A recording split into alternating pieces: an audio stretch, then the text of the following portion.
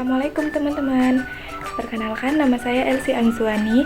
Saya dari Universitas Simalungun, Sumatera Utara, semester 2. Di sini saya akan membahas tentang keterampilan membaca. Nah, membaca termasuk urutan keberapa sih? Ya, membaca termasuk urutan yang ketiga.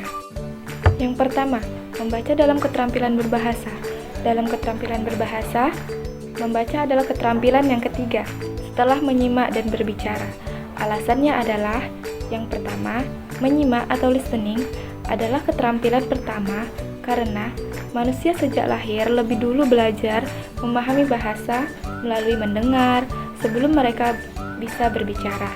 Yang kedua, berbicara atau speaking adalah keterampilan kedua karena setelah memahami bahasa, manusia mulai meniru dan mengucap kata-kata.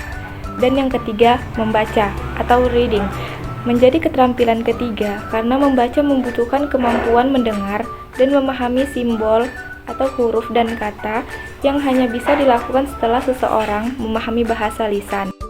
Dan yang terakhir, menulis atau writing adalah keterampilan keempat karena menulis memerlukan pemahaman bahasa dan kemampuan mengungkapkan gagasan dalam bentuk tulisan.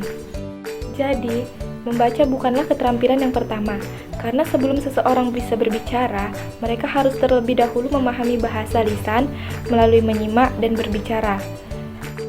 Yang kedua, definisi membaca menurut para ahli.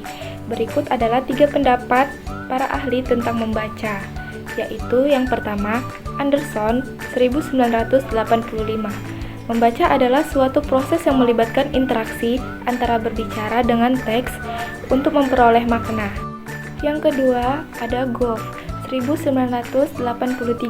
Membaca adalah suatu proses kognitif yang melibatkan pengenalan, simbol, pemahaman, dan reaksi terhadap teks tertulis. Yang ketiga, ada Tarigan di 2008. Membaca adalah suatu keterampilan yang dilakukan untuk memahami makna yang terkandung dalam tulisan, baik secara eksplisit maupun implisit. Nah, dari kesimpulan ketiga pendapat tersebut, membaca dapat diartikan sebagai proses memahami dan menginterpretasikan teks tertulis dengan tujuan memperoleh makna serta informasi yang disampaikan oleh penulis. Sekian video pembahasan tentang keterampilan membaca. Terima kasih.